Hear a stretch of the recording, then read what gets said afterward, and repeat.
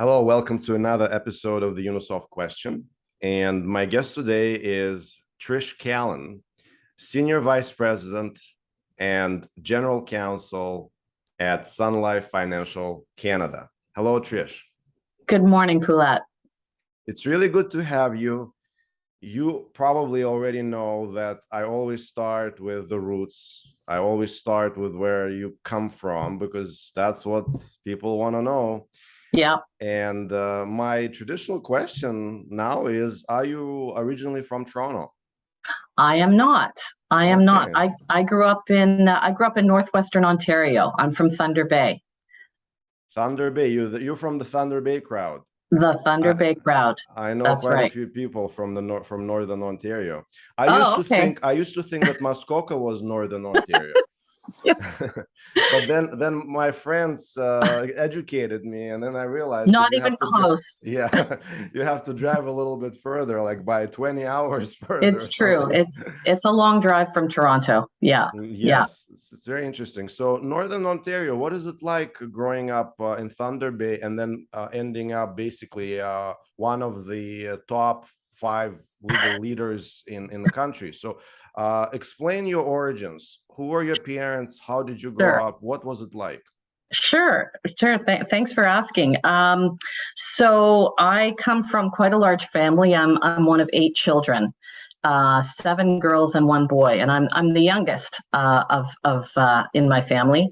And so growing up in Thunder Bay was fantastic in the sense that we had a lot of freedom, spent a lot of time outdoors.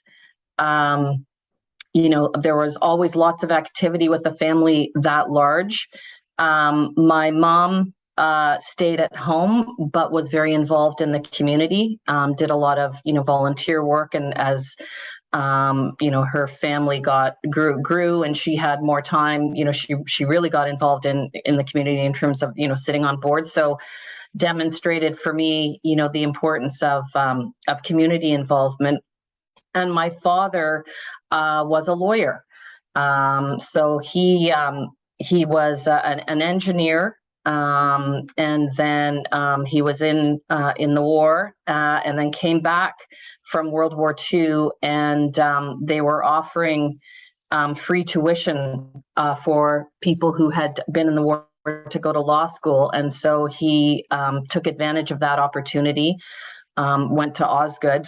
And then both of my parents were from northwestern Ontario, different places, Timmins and North Bay. But when my father graduated, he and my mother got in the car with, I'm not sure how many kids there were at that time, but probably 3 or 4, and drove all around northwestern Ontario to find the best place for my father to open up his practice. And they landed on Thunder Bay, which at the time there were 2 cities, Port Arthur and Fort William. They amalgamated in 1970 and became Thunder Bay. But at that time, they chose Port Arthur. They thought it was a good place for my father to start his practice and to raise a family. And so my father had his own practice. And as is the case with many lawyers who operate in small communities, he did different types of law. He didn't specialize really. He did quite a bit of family law. He did criminal law, commercial contract type stuff. But in his practice of family law, he mostly represented women who were separating or divorcing from their partners. And the observation that he made in that work is that, women were often very financially vulnerable. Not only did they not understand finances, either because their husband, hadn't shared it with them, or they hadn't kind of had the time or inclination to engage in it. But they also, they weren't earning an income on their own. They were totally reliant on their spouse for their financial security. And so one of the, lessons really from my father, and one of the things that he and my mother stressed a lot, was having financial security. I remember my father saying to me and to all of my siblings, but especially because he had 7 girls, you can't depend on anyone else for your financial security. You need to, do that yourself. And he saw an education as the way to do that. You get a good education, and then you can get a good job, and then you can be, financially secure. So that's one lesson that I had, from a very young age. So I always knew that I was going to be pursuing some kind of higher education with a means of, getting a good job. And then they also had another rule, which is that it was expected that we were all going to pursue post-secondary education, but that we were not going to do that in Thunder Bay, that they wanted us to go somewhere else, experience, something else. So sort of the two things that I remember, in terms of, the learnings from my parents were, financial security, and you need to kind of go out and forge your own path. And, I was interested in the law from a very young age, mostly because my father worked a lot. And I figured, well, it must be pretty interesting if he's working all the time. He would come home for dinner. I remember it very clearly. He would come home for dinner. We'd have dinner at 6 o'clock. We'd all be sitting around the table. And we'd have a conversation as calm as that can be, with like 7 or 8 kids around the table. It was always pretty chaotic. We'd have dinner, he'd go upstairs and he'd have a short nap, and then he'd go back to the office until 10 or 11 at night. So I figured, well, it must be pretty interesting if he's putting in, those long hours. So I was very interested in a legal career from a very young age. And then the other thing that my father did was, he really encouraged me to, become bilingual. He thought that, having another language, and in Canada, certainly at the time, French was an obvious choice. And so he encouraged me to do that. And so when I went to university, I went to Western. My undergraduate degree is in French language and literature.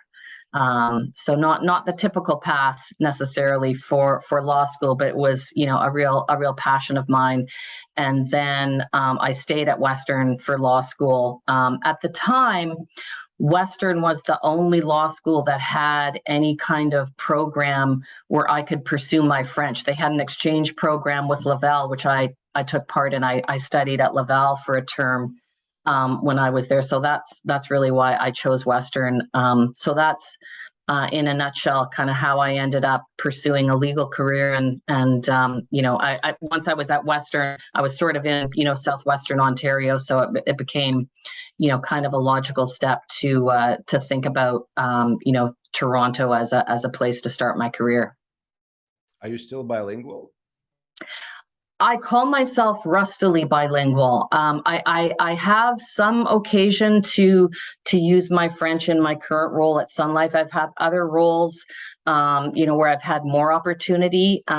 So, once I start speaking, it kind of comes back quickly, but I'm always we have a lot of, you may know that Sun Life has a large presence in Quebec, very strong business there. We have a lot of, bilingual people, within Sun Life and on the executive team. So I do have the opportunity to practice it, but I'm a bit of a perfectionist, so I can be a little bit shy, especially when I'm with my bilingual colleagues, but they're very supportive of that. Sun Life was founded in Montreal, wasn't it? Indeed. Yeah, we've got an iconic office building there. It's worth a visit if you're ever there. Wow, that'd be great. So it's really interesting. Sun Life is one of those Canadian champions, I would say. It's a truly Canadian company by origin. It was founded in Montreal. It was founded in, according to Wikipedia. I'm sure that must be right. It's often accurate, right? So in 1865. Yep. And eventually it landed its HQ in Toronto. How just like many people moved to Toronto eventually, well, there was a big Yeah. I mean, there was quite a controversy about that when Sun Life moved its head office from Montreal to Toronto. In fact, we still hear about it from time to time.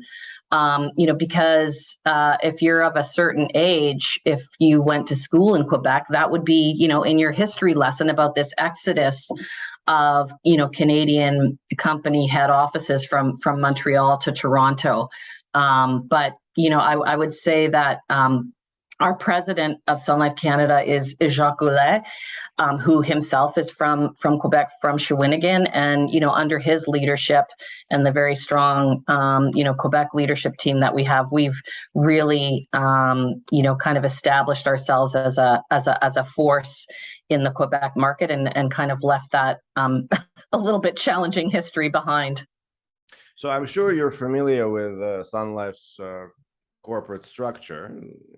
This is a given. You're the general counsel. You're taking care of that. So on your LinkedIn profile, you are a senior VP and general counsel of Sun Life Financial Canada. Right. This is what it says, right? So, right. And then there's also a reference to Sun Life Financial Inc. Mm-hmm. Right. So is there any difference? Is it the same organization? Is Sun Life Financial Canada a business name for Sun Life Financial Inc.? So Sun Life Financial Inc. is the top public company. And then underneath that, as you can imagine, there are a number of different subsidiaries. Sun Life Assurance Company of Canada is the Canadian insurance company. And so I'm general counsel for Sun Life's Canadian business. And then I have counterparts in Asia. There's a general counsel in the US. There is a chief compliance officer globally who's part of the senior legal leadership team.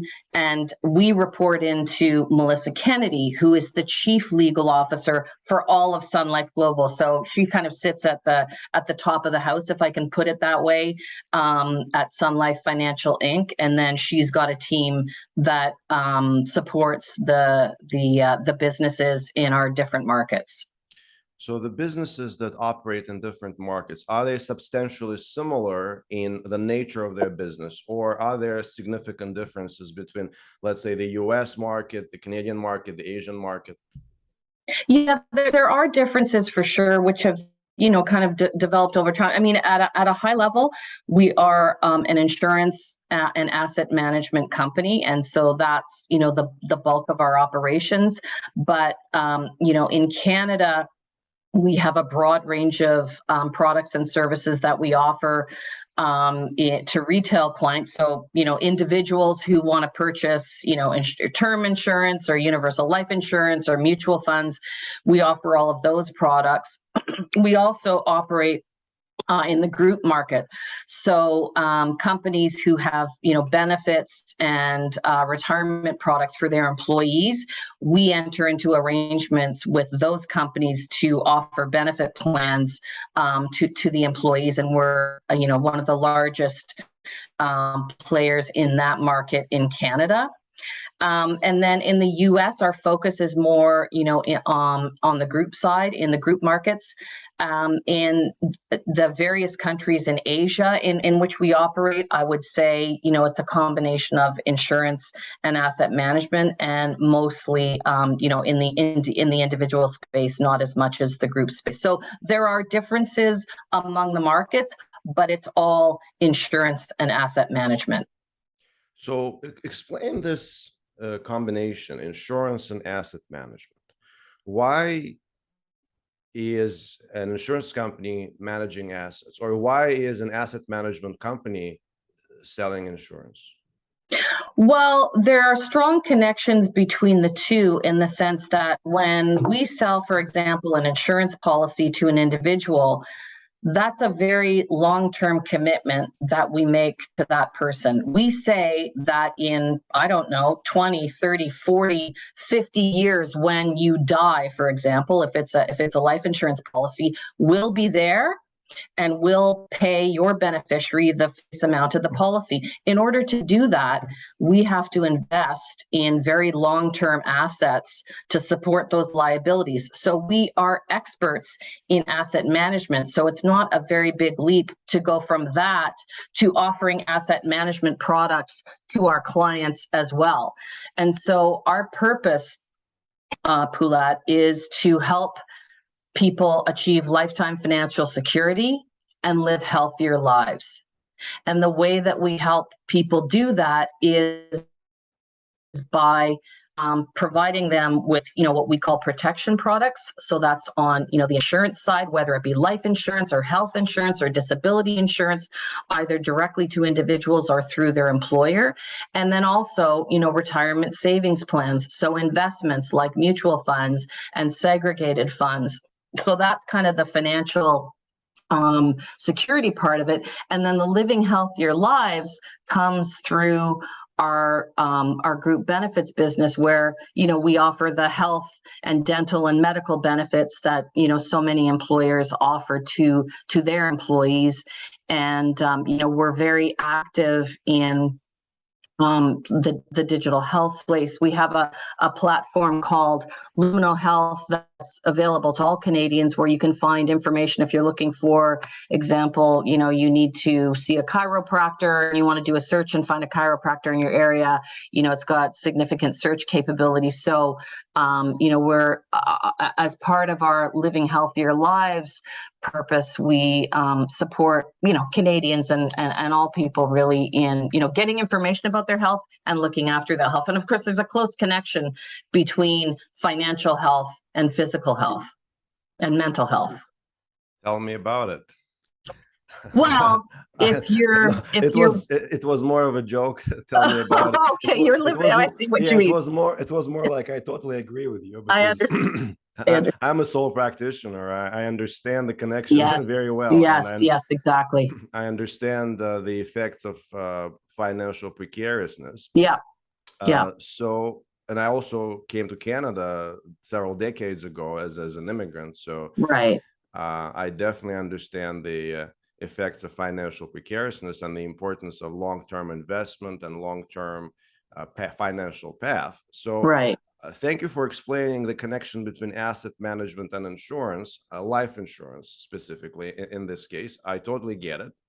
But what you said made me think about something. Mm-hmm. I ponder, if I may put it this way, insurance on a regular basis. Okay. Both professionally, because I'm a litigator and I'm involved in insurance claims sometimes, and personally, because I have some insurance policies. Mm-hmm. I drive, so I must have car insurance. Right. I have my home insurance, so on and so forth. So when I think about insurance, I think about an event that must occur for the claim to be approved, for the payment to be made by the insurance company. So insurance companies operate because these events are not guaranteed. They can exist. They make business because policyholders pay premiums, but insurance events will not necessarily happen. Right. It totally makes sense. It's completely fair. That's the gamble part of this whole infrastructure. Society needs this infrastructure. It's pooling of resources to compensate victims of these events, right? Mm-hmm. But these events are nothing but certain. Motor vehicle accidents, for example, right? Or injuries and things like that. So, but life insurance strikes me as sui generis. It strikes me as something very unique. There is nothing uncertain about death. Mm-hmm. I mean, I'm yet to meet or hear about a person who didn't die. True. Yet we call it insurance. So, do you think there is some kind of disconnect here between life insurance and other types of insurance? Or do you think life insurance is just a name for what truly is asset management or wealth management, and this name is used for regulatory purposes, for example. Could you shed some light on this, or am I just off base and I just don't understand it? No, I don't think you're off base at all. There's so much terminology that has been around for a long time. And, it's something that we as an organization work very hard at. I'm a huge champion of plain language. And in fact, in my role, I've helped support the rollout of a tool that we use across the organization to help us write more clearly and simply. So you can put in, some text, and we have, what we call the Sun Life Playbook. Like, for example, we call our clients, like we don't call them customers, we don't call them other things, we call our clients. That's just one example. So you can put in, some text that you're proposing, whether it be, for an ad or a letter or anything like that. And it will give you suggestions on not only like, let's use the Sun Life, plainer and simpler terminology, but, shorter sentences and break up the paragraphs and, all those kinds of things.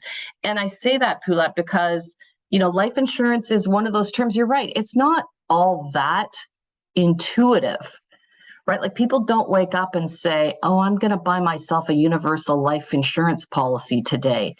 They wake up and say, I'm worried about my family. What happens if I get sick or I die? They're thinking about protection, right? And so when we're talking to our clients, we do talk more about, the protection aspect of our products and services, right? Like, you're protecting your family when you get insurance. And you know what?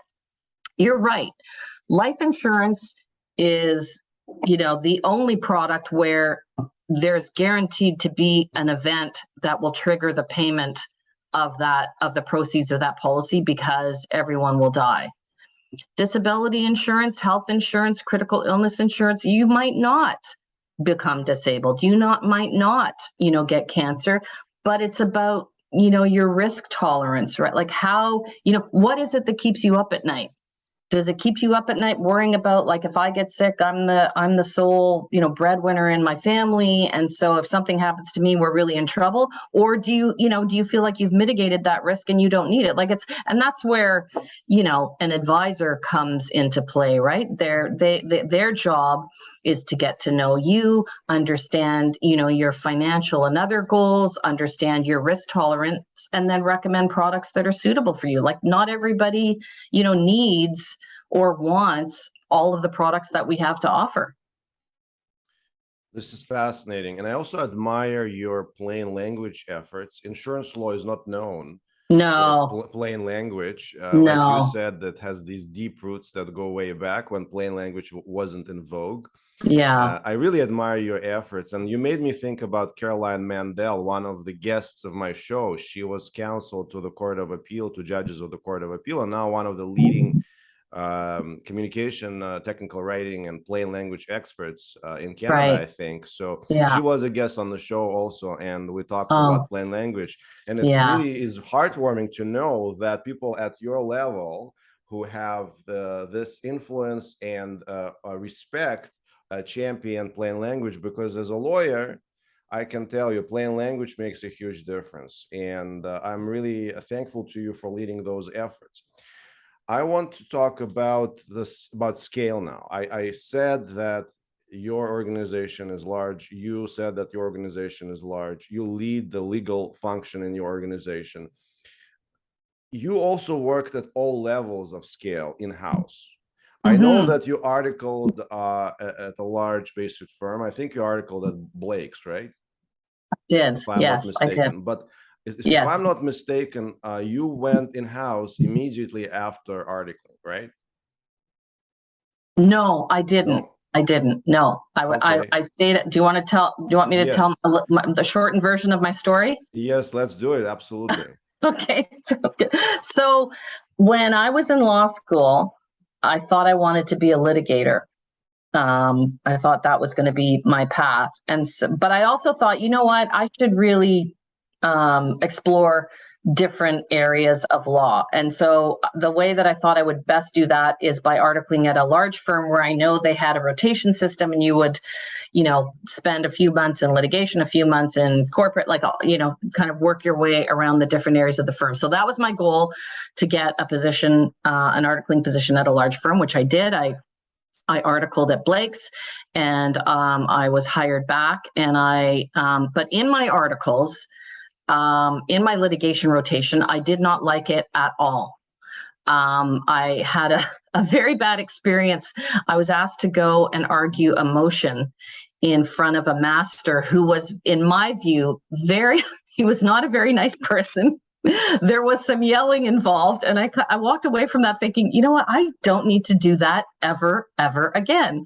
And also, as I observed the various litigation files that I was working on, they were going on for years. Like, they just like it.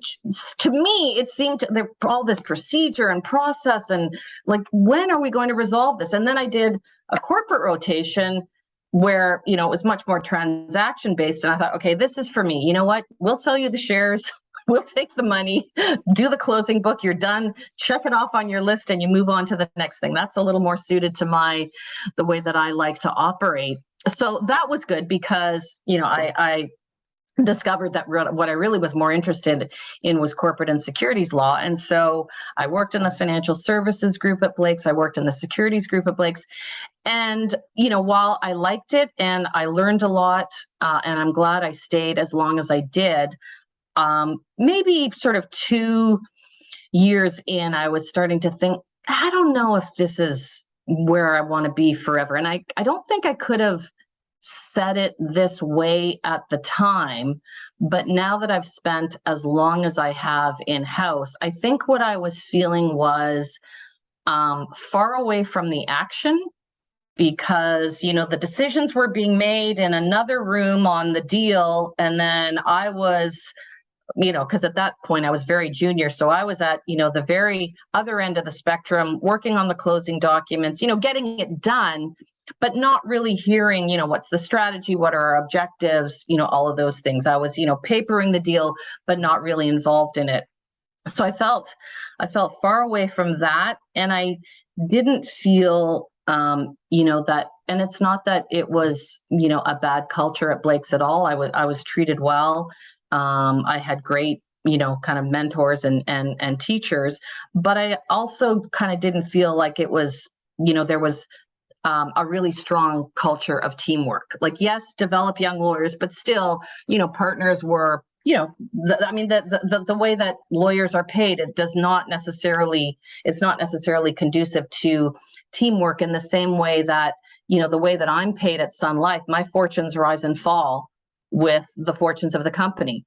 I say that what keeps the president of Sun Life Canada awake at night keeps me awake at night. I'm completely aligned and completely engaged and completely accountable for, all the business strategy and the advice that I give. I see it through. But way back, when I was a second or third year lawyer at Blake's, I don't think I could have put it that way. But what happened was, just as I was starting to think, maybe I'll look around, I got a call from the managing partner, who asked me if I would do a big favor for the firm and take a secondment at CIBC. CIBC was one of Blake's largest clients at the time, and they had a lawyer on their team who was going off on a parental leave, and they needed someone to fill in. And I said, sure, I'd love to.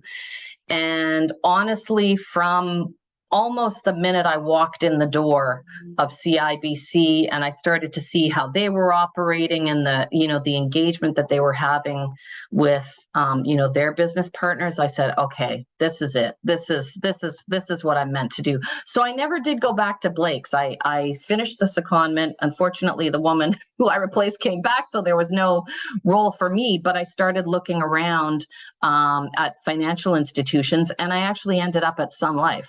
So Sun Life was my first in-house role. I only stayed for about 11 months, because about 6 months in, my husband moved to Vancouver.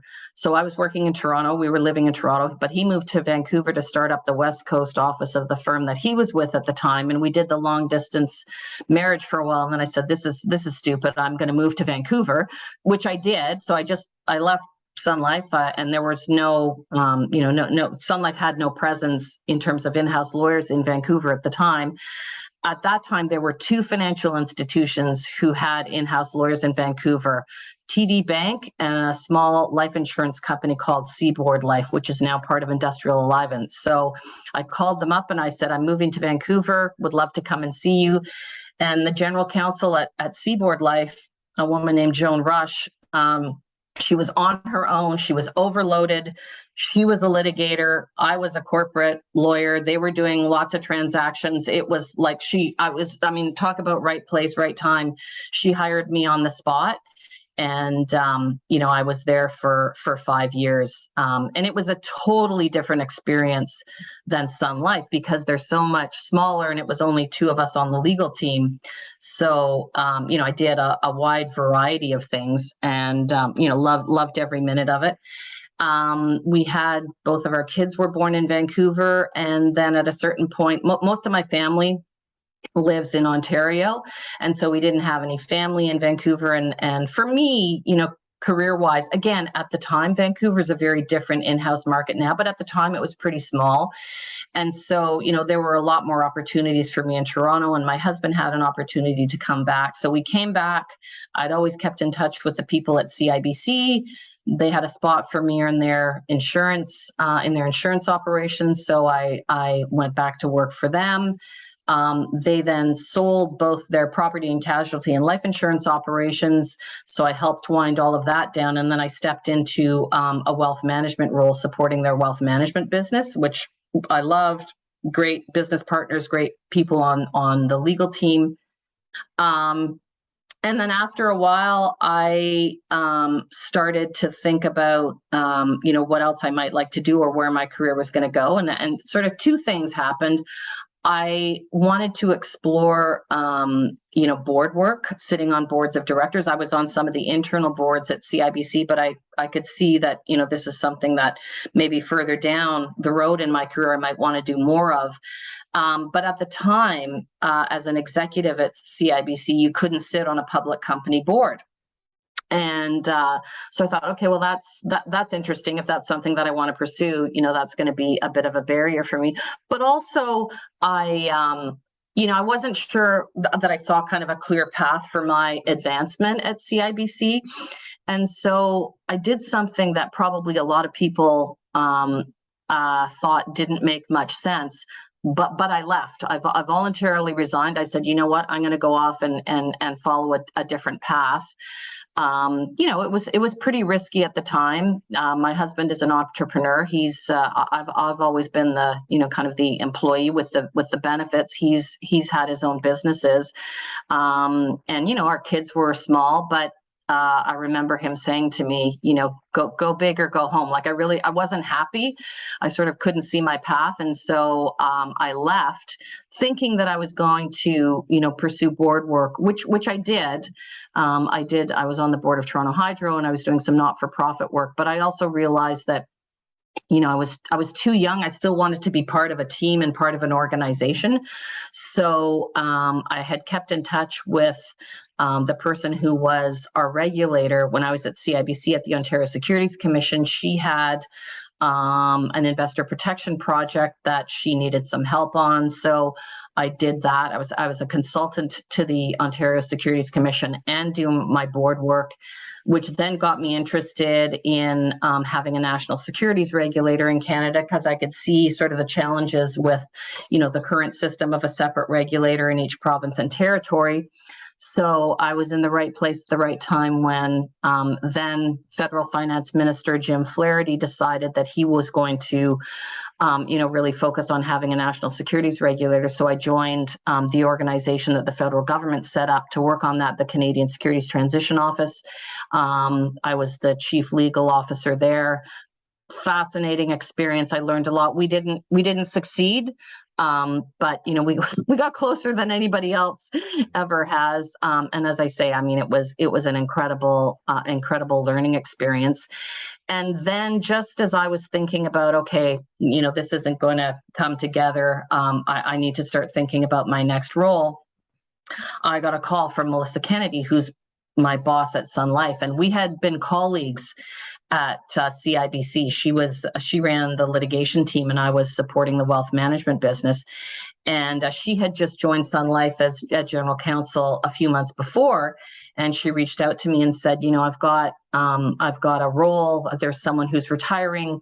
I'm trying to change the way that the legal function operates, and I'd like you to come and help me with it. And I was like, oh, that sounds really cool. And so I remember going home that night and saying to my husband, like, I think I might have this really interesting opportunity at Sun Life. And he said, well, that's great. And it's about time. And I said, what do you mean it's about time? And he said, well, men start new roles in organizations and they reach out to their, former colleagues and their trusted, confidants and colleagues all the time and bring them in. And it's about time that women started doing the same thing. So anyway, to make not a very long story even shorter, that's how I came to be in my current role at Sun Life, which I love and which I really believe that all of the things that I did in my career led me to this role and led me to be qualified for the role. Like if I could have stayed at CIBC and I probably would have had a good career, but I took a big risk. I went on and I did some other things. So I've got that regulatory experience and, it's, as I say, it's kind of led me to this, incredible role that I have at Sun Life. This is a great story. I wanted to ask you about the role of women more senior than you in your career, and I think you answered that question. You make a great interview guest. You preempt my questions. This is the best. Well, you worked at all scales. You just told your story, and I can see that you worked at all scales. You worked at a firm for a few years in the beginning, but then the rest of your career and your career now is in-house, the legal department. Yeah. Please tell me how your day-to-day work evolved from the lowest rungs to where you are now. Yeah. Do you even draft anything today? Do you even do any law? Is it mostly a business role? Do you just push outside counsel around, right? So how did your role evolve from the beginning to its condition now, its state now? Yeah, I mean, it's a really interesting question, Poulette.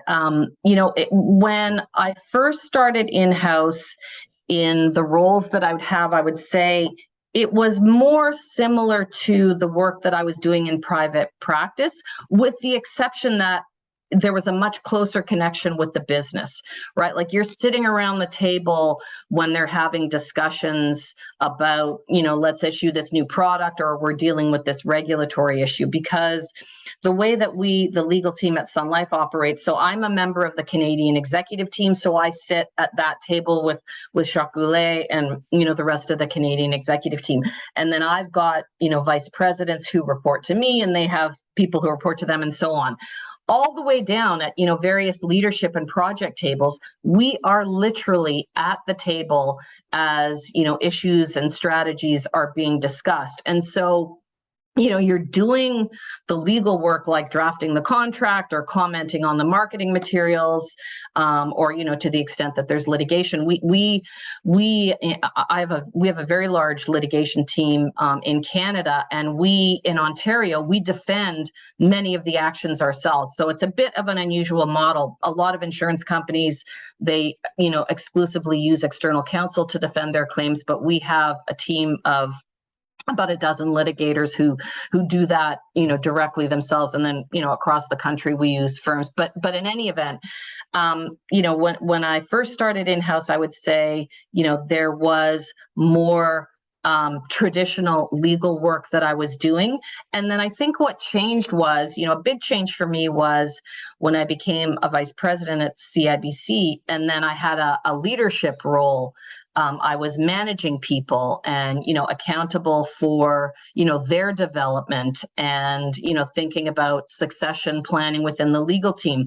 I was also at that time, I sat at the wealth management senior executive table. So that's sort of what changes as you move up in an organization, is that you have more leadership accountabilities. And, I would describe, the legal work that I do as strategic advice. So I'm probably not, drafting the prospectus or the contract. If there are strategic issues that come up on it, I'll be weighing in on that. Often the way that I describe the difference between private practice and in-house is sometimes the question that we ask our external counsel, on whom we rely very heavily and we have great relationships with, like, just because we have a large in-house team, we use external counsel extensively. Like, they bring tons of value to the table, which I can talk about more if you're interested in that. But the way that I describe the difference between in-house and private practice is, in private practice, we're often asking the question, what can we do? What does the law say we can do? The question that I get asked and the question that my team gets asked is, what should we do?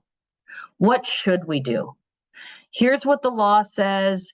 Here's what's fair to our clients. Here's what the regulators are going to think. Here's how it's going to land on a client. You're taking into a much broader range of perspectives when you answer the question, what should we do? And to me, that's way more interesting. There's much more complexity in it.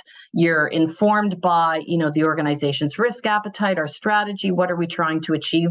But that's the difference. And so, I spend my time on those kinds of things and a lot of time on leadership and succession planning. After you and I are done, I'm spending an hour with my leadership team talking about our top talent. What are our development plans for them? How are we going to retain them? How are we going to keep them engaged? Do they see a path? It's one of the reasons why I joined Sun Life. We have an incredible focus on talent. We take it really, really seriously. We don't manufacture anything physical, not chairs, not tables, not, computer, nothing. We have products and services. Our biggest resource is our people. And so I spend a lot of time on those kinds of issues. When you talked about how you landed the role at Sun Life, your current one, you mentioned that the mandate was to reimagine the legal department. So I wanted to talk about innovation. Sure. In your legal department or in legal departments in large organizations in general, because of course you have the scope, you have the view from where you are to be able to talk about that. So, and there are several issues here in the 10 or 15 minutes remaining. I was hoping we could just hop over those issues. Sure. And you're the kind of guest I could talk to for 5 hours, but you're very kind. Not. I have to return you to your senior management team in 15 minutes. So I understand that. But so my first question is about resolving insurance claims. And of course, I mostly acted on the plaintiff side in insurance claims. And for that reason, I know plaintiffs' lawyers and I know defense lawyers. Yeah. I work much closer with insurance defense lawyers, with plaintiffs' lawyers, because that's who you work with on the file, the opposing counsel. Yeah. And I have a skewed perspective. In general, litigators always think about what can go wrong. They don't think about what will go right. Yes. So in my view, so my question is, why is it so expensive to resolve insurance claims? Why do we need lawyers? The courtroom is filled with highly educated people who are charging very high rates. I'm not even talking about judges, who are some of the best people in the country when it comes to intellect and knowledge. Yeah. And then it takes also years to arrive in that courtroom for the trial. Yeah. Is the share of these disputes very small? Does the insurance industry work well overall? Is my perspective completely skewed, or is there an issue that people at your table actually think about and talk about? Yeah, I mean, it's a really interesting question. I mean, I can't. Uh, I don't know what I can say about the fact that the wheels of justice turn slowly, right? Like that is, I think it's frustrating. I think it's unfair. Um, we experience it to a certain extent in the same way that plaintiffs lawyers do, right? Like we would like to resolve things, quickly as well. It's to everyone's benefit. And if I could speak for a moment about, a lot of the litigation that we do are disability lawsuits. So someone is experiencing, some kind of serious health event. And so as much as we can, we try to move quickly, and we try to, prevent a lawsuit in the first place. We have what we think is a very fair and transparent appeals process, so that if people disagree with our decision, they can come to us and, appeal that. And sometimes, those matters are resolved, at that stage. If it's not resolved to their satisfaction and they feel that they need to, bring a lawsuit, then of course, we'll defend it. But, we also pay a lot of claims to the satisfaction of our clients. And so I understand that your perspective would be that, there are a lot of, disability lawsuits. And I don't have the numbers sort of at my fingertips, Poulat, but I can tell you that a lot of claims are paid and resolved to the satisfaction of everyone. We do have this appeals process that clients are able to take advantage of. And then, for those clients that feel that, the result is still not, fair to them or reasonable, then yes, there is litigation that ensues. We do a lot of mediations. You may know that. We resolve a lot of lawsuits in mediation, and even, we try and resolve them before mediation. So we have all kinds of strategies to resolve those lawsuits as quickly as we can. There's obviously some kind of a disagreement if someone has started a lawsuit. So I don't underestimate that or diminish, the importance of it. But I can tell you that we work really hard to resolve those as quickly as we can within the framework that, we all have to work in. One of the biggest tasks of insurance companies is to track risk. At least that's what I understand insurance companies do. They got to monitor risk because their bottom line depends on it directly. Do you have any perspective on how risk changed over the last several decades because of technological innovation, healthcare innovation? Is there more risk now, or is there less risk? For example, there is talk of self-driving cars eliminating motor vehicle accidents, right?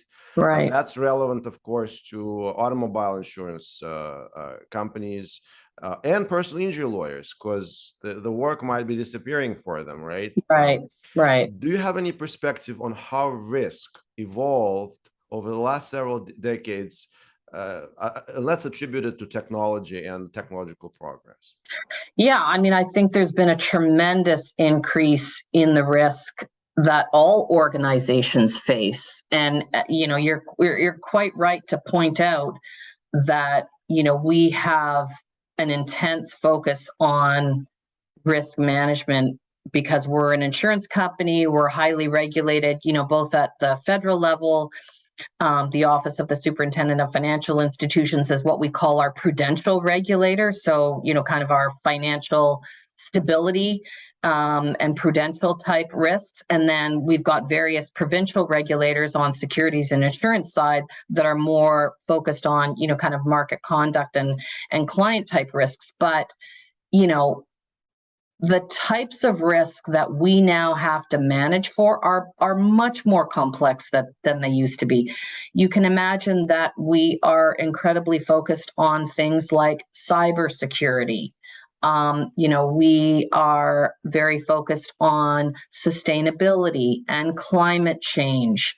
Even the regulators themselves are now focusing on those things and, asking us, how we're managing them from a client perspective. What we see in terms of regulation in the insurance and asset management space is this focus on treating clients fairly.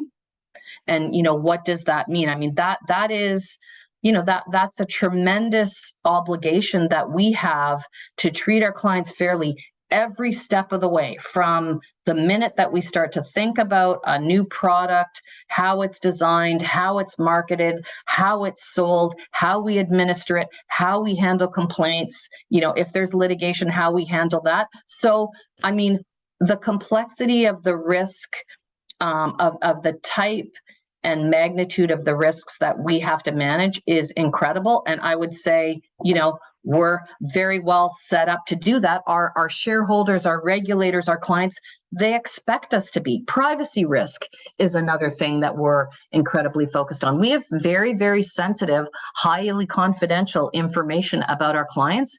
We have a huge obligation to protect that and make sure that, it's treated properly. We're not using it for purposes other than, what we said it would. So yeah, risk management, that's, I would say, like, generally, it's part of everyone's job at Sun Life. In some way, shape, or form, we're kind of constantly managing that risk. We live in uncertain times, and I don't even need to explain why. I think everybody understands that. Your answer right now also highlighted some new risks that didn't exist before. You talked about insurable risks, right? You talked about risks to your insurance policyholders that will trigger certain events where the insurance company will make payments. But in the life insurance business, or the other side, the flip side of life insurance business, as you said, is wealth management. That's the foundation of life insurance business. Without significant assets underlying your life insurance business, there is no life insurance business. What about the market risk today? What if the market tanks? What if there is a significant global financial event that wipes out equity? Yeah. What steps is your company taking in that direction? What is the thinking? What is the discussion at your table about? Yeah, I think, and I want to be clear, I'm not an investment expert. We certainly talk about, that kind of risk at the Canadian executive table, at the executive table, at our board table. So obviously it's a huge area of focus. What I would say at a high level, Paulette, is that, we are a well-diversified company. We operate in different markets with different products, different types of clients. That in and of itself provides us with protection, so that if something is going wrong, or the markets are not doing well in one, jurisdiction, maybe it's not exactly the same in another jurisdiction. So we have, that kind of diversification. And of course, the assets in which we invest to support all of our liabilities are very, very diversified as well. So we have, highly expertised investment experts on our team across the organization who pay a lot of attention to the diversity of our assets, the duration of them, jurisdiction, like all of those things. As you said earlier, we are, managing risks of all kinds, and that market risk, especially right now, it's one of the ones that we're very focused on. Trish, I want to thank you for this wonderful interview. I want to wish you all the best in your career. You certainly taught quite a few lessons today in this interview. You taught me a few lessons, I'm sure. I can't wait to share this interview with our audience. Thank you so much, Trish. Thank you, Paulette. It's been a real pleasure.